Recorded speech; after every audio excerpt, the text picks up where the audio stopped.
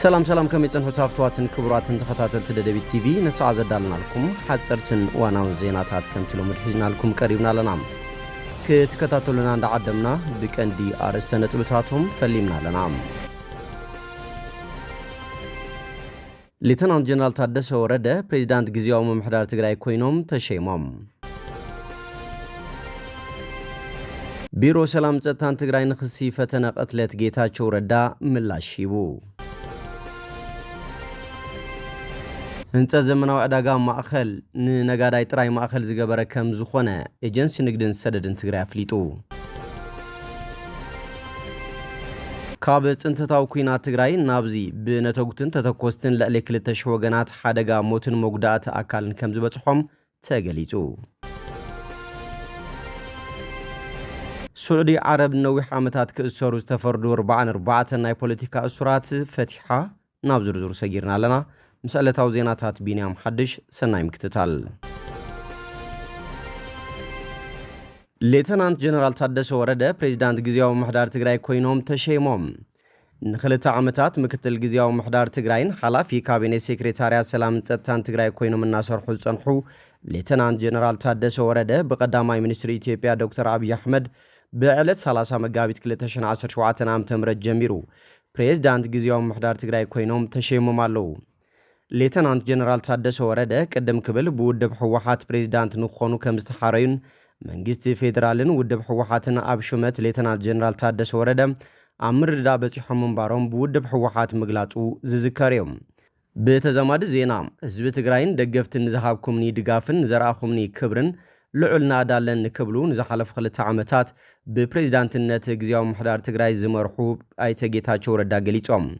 አይተጌታቸው ረዳ ሎምን ዝተኻየደ ርክክብ ስልጣን አመልኪቱ ኣብ ማሕበራዊ ሚድያ ብዝሐለፈ መልእኽቲ ናይ 2 ዓመት ሓላፍነት ግዚያው ምሕዳር ሎሚ ብዕሊ አረኪበለኹ ዝበሉ ኮይኖም ህዝቢ ትግራይን ደገፍትን ዝሃብኩምኒ ድጋፍን ዘራኹምኒ ክብርን ልዑልና ዳለን ክብሉ ገሊጾም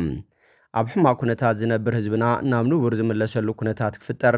ህዝቢ ትግራይ ንምግልጋልን ኩሎ መዳያው ባህግታቱ ክሰምሩን ዝካለን ኩሉ ክገብር ዝብሉ አይተጌታቸው ናይ ሰላምን ናይ ለውጥን ድሌት ከይኹለፉ ቃልስና ንሕይል ክብሉ ጻውዒቶም አቅሪቦም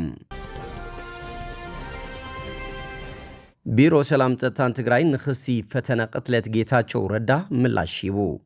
ቢሮ ሰላም ጸጥታን ነቲ ብጌታቸው ረዳ ዝቀረበ ክሲ መሰረት አልቦ ጥራይ ዘይኮነስ ኮነ ተባሂሉ ዝተማሃዘ ጠቀነይ ክብል ኮኒኖም እቲ ብሰንኪ ኣብ ትግራይ ዘጋጠመ ውጥረት ሲዒቡ ኣብ አዲስ አበባ ዝርከብ አይተጌታቸው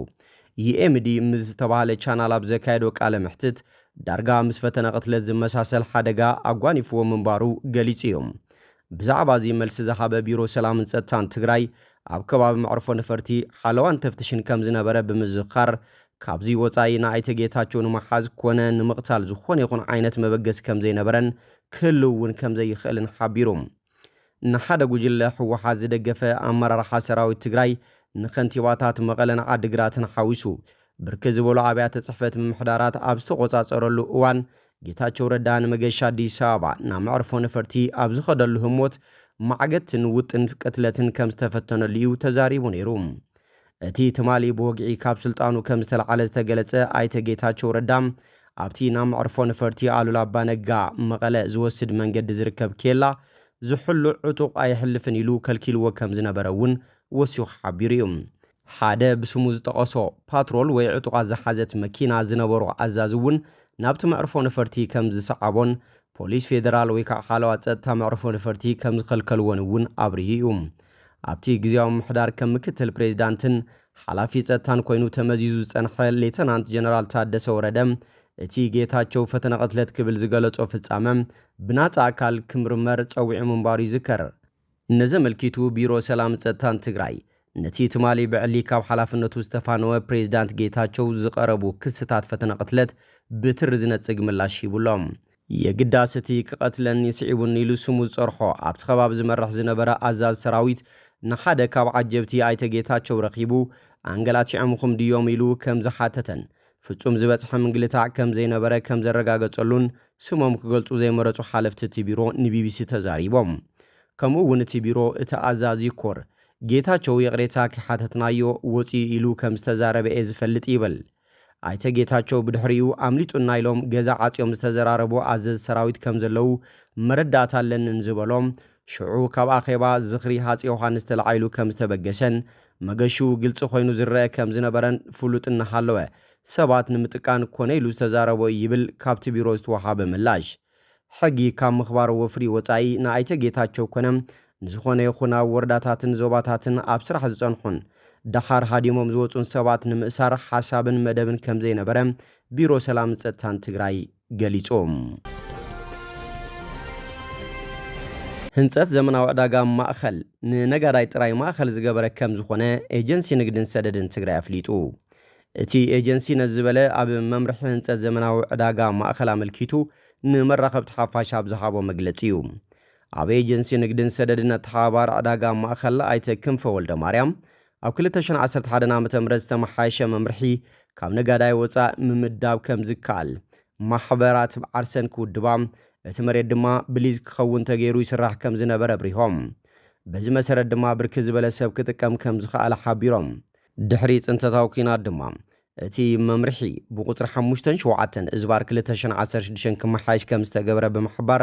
ኣብ ህንጸት ዘመናዊ ዕዳጋ ማእኸል ተማሳሊ ዓቕሚ ድሌትን ዘለዎም ነጋዶ ኣብ ንግዲ ዓመትን ልዕሊዩን ኣብቲ ከተማ ዝተዋፈሩን ኣብ ካልእ ቦታ ዘይተወደቡ ክኾኑ ከም ዘለዎም ይገልጽ በዝሒ ቁጥሪ ኣባላት ድማ ዝለዓለ 600 ዝተሓተ ድማ 200 ከም ዝኾነን እቲ ምውዳብ ግን ከተማ ምምሕዳራት ቦታ ከም ዘለዎን ኣብ ዝገለጻሉ እዋን ጥራዩ ዝካየድ ኢሎም ኣለዉ ቅድሚ ምውዳብ ክፍሊት ምቕባል ካብ ኣሰራርሓ ወፃኢ ከም ዝኾነን ተቐባልነት ከም ዘይብሉ ድማ ሓቢሮም ኣብ ትግራይ ንህንጸት ዘመናዊ ዕዳጋ ማእኸል 88 ማሕበራት ከም ዝተወደባን ዛጊት 38 መሬት ከም ዝረኸባ ኣይተ ክንፈ ገሊጾም ብመሰረት መምርሒ 2011 ዓ.ም ዝተወደባ ማሕበራት ሕጋዊ ኣፍልጦ ካብ ቢሮ ፍትሒ ዝረኸባ ድማ ክቕጽላ ከም ዝተወሰነ ኣይተ ክንፈ ወልደ ማርያም ተዛሪቦም ኩሉ ሰብ ኣብ ህንጸት ዕዳጋ ማእኸል ክውደብ ናይ ምድላይ ኩነታት ኣሎ ዝበሉቶም ሓላፊ እዚ ዝተጋገየ ከም ዝኾነን ህንጸት ዘመናዊ ዕዳጋ ማእኸል ንነጋዶ ማእኸል ገይሩ ተማሳሊ ዓቕሚ ድሌትን ዘለዎም ይክብሉ ኣገንዚቦም ዓቕሚ ዘለዎም ሓርበኛታት ድማ ብሓድሽ ንግዲ ፍቓድ ክውደቡ ከም ዝኽእሉ ገሊጾም ኣይተ ክንፈ ወልደ ማርያም ህንጸት ዘጀመራ ማሕበራት ክጅምራ ዝተሃነጸ ድማ ናብ ተጠቃማይ ከሰጋግራ ከም ዝግባእ ገሊጾም ካብ ጽንተታዊ ኩናት ትግራይ ናብዚ ብነተውግትን ተተኮስትን ልዕሊ 2,000 ወገናት ሓደጋ ሞትን መጉዳእቲ ኣካልን ከም ዝበጽሖም ተገሊጹ እዚ ዝተገለጸ ትካል ልምዓት ተሃድሶ ራዶ መድረኽ ግንዛቤ ሓደጋ ነተውግትን ተተኮስትን ኣብ ከተማ መቐለ ዘኽብረሉ እዋን እዩ ኣተሓባሪ ትካል ልምዓት ተሃድሶ ራዶ ጨንፈር ትግራይ ተስፋይ ገብረ ማርያም ኣብ ትግራይ ኣብ ዝተፈላለዩ ከባብታት ዝርከቡ ነተውግትን ተተኮስትን ብዝተነኽኡ ቁጽሪ ኣብ ሕብረተሰብ ከቢድ ናይ ሞትን ኣካላዊ መጉዳእትን እናብጽሑ ከም ዝርከቡ ገሊጾም ኣይተ ተስፋይ ትካል ልምዓት ተሃድሶ ራዶ ኣብ ዝሰርሐሎም ከባብታት ትግራይ ብነተውግትን ተተኮስትን ኣብ 1664 ሰባት ሓደጋ ህይወትን ኣካላዊ መጉዳእትን ከም ዝበጽሐ ገሊጾም ኣይተ ተስፋይ ካብዞም ሓደጋ ዝበጽሖም ወገናት እቶም 259 ህይወቶም ከም ዝሓለፈ እውን ገሊጾም በዚ እውን ኣካላዊ መጉዳእት ዝበጽሖም ግዳያት ንስነልቦናዊ ማሕበራውን ቁጠባውን በሰላ ይቃልዑ ከም ዘለዉ ኣመላኺቶም ኣብ ትግራይ መዓልታዊ ሓደጋ ነተውግትን ተተኮስትን የጋጥም ከም ዘሎ ዝገለጹ መተሓበሪ ምምካን ነተውግቲ ዩኒት ትግራይ ኮነሬል ተስፋይ አብርሃም ካብ ጽንተታዊ ኩናት ትግራይ ናብዚ ብነተውግትን ተተኮስትን ልዕሊ 2,000 ወገናት ሓደጋ ሞትን መጉዳእቲ ኣካልን ከም ዝበጽሖም እዮም ገሊጾም ኮነሬል ተስፋይ ኣብ ትግራይ ካብ ቀለልቲ ክሳብ ከበድቲ ነተውግትን ተተኮስትን ኣብ ዝተፈላለዩ ምንቅስቓስ ወታደራትን ውግእ ዝተኻየደሎም ከባብታትን ከም ዝርከቡ ብምግላጽ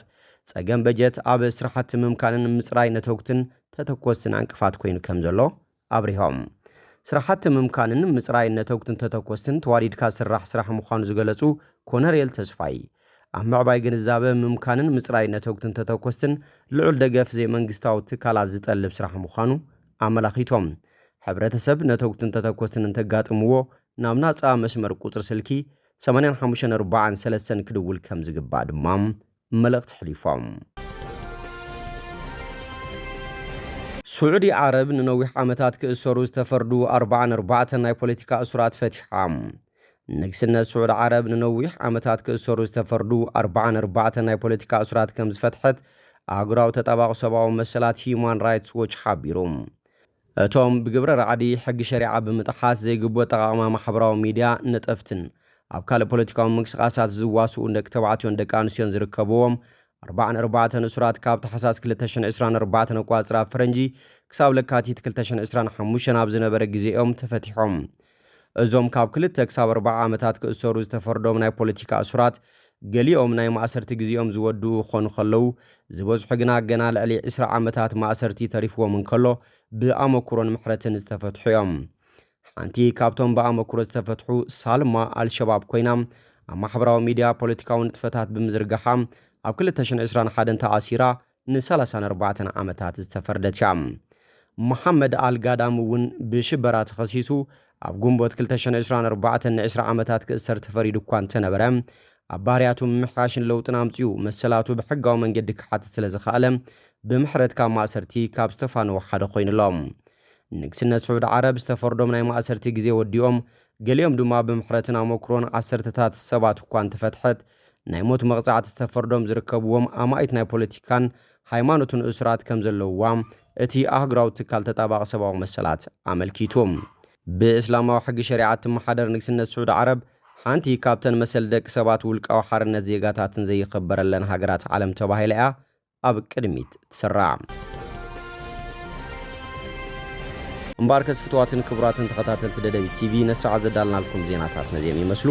ስለ ትምክትታልኩም ኣመስጊና ብኻልኦት ክሳብ ንራኸብ ሰሰናይ ንዓኹም